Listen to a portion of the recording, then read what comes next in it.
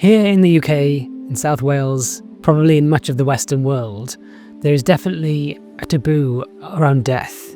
We just don't talk about it.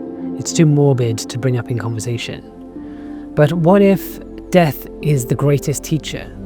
What if it's a doorway to awakening? The Katha Upanishad, one of the oldest texts in the world, tells a story that points to a truth that is found across all great traditions. It's the story of Nachiketa, the boy who met death.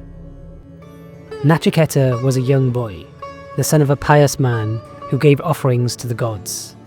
But when his father tried to offer worthless gifts, Nachiketa challenged him, asking, "Father, to whom will you give me?"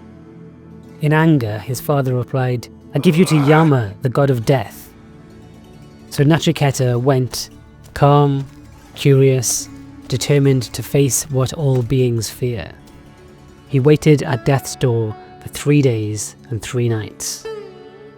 When Yama finally appeared, he was impressed by the boy's courage and offered him 3 wishes.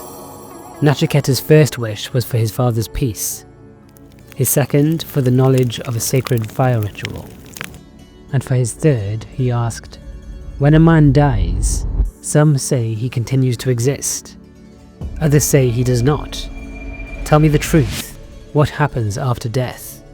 Yama tried to dissuade him.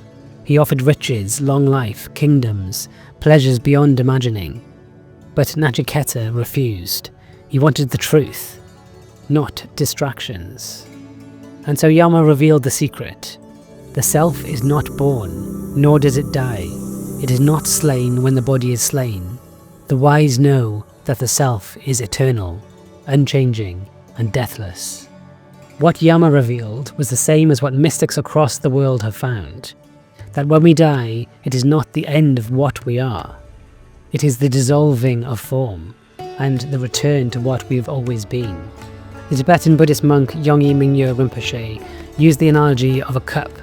He said, when the cup breaks, the space inside the cup rejoins the space without limits.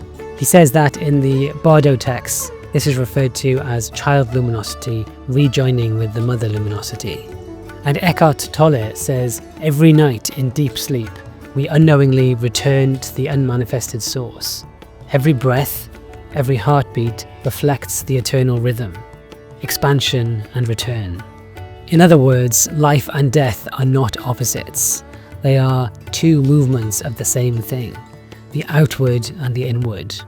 And if we look deeply, we can even find this truth in the Bible. Jesus said, "Whoever loses his life will find it." And unless a grain of wheat falls into the earth and dies, it remains alone. But if it dies, it bears much fruit. To the mystics, this wasn't about physical death. This was about the death of the false self, the illusion of separation. So death can become a practice. We can die to the past, to our thoughts, to our ego, and we can be born into the eternal present.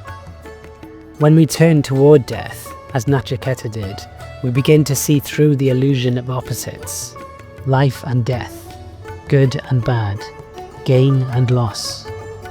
The Tao Te Ching says, being and non-being create each other, difficult and easy support each other, long and short define each other. Through death, we glimpse the unity that's behind it all, the changeless presence that was never born and never dies. When we face death consciously, we start to live differently. We start to loosen our grip, which is the most important thing, to let go. We stop trying to hold on to something that was never ours to begin with. And maybe this is what Jesus meant when he said, "Take up your cross daily." To die every day, not in despair, but in surrender. To meet death in each moment and discover the stillness that can never die. The Katha Upanishad says, "He who knows the self as bodiless among the embodied, as the unchanging among the changing, and as great and omnipresent, does never grieve."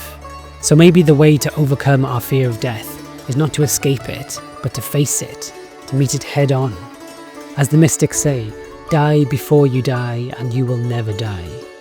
In facing death, we awaken to life, the life that was never born, the life that will never end.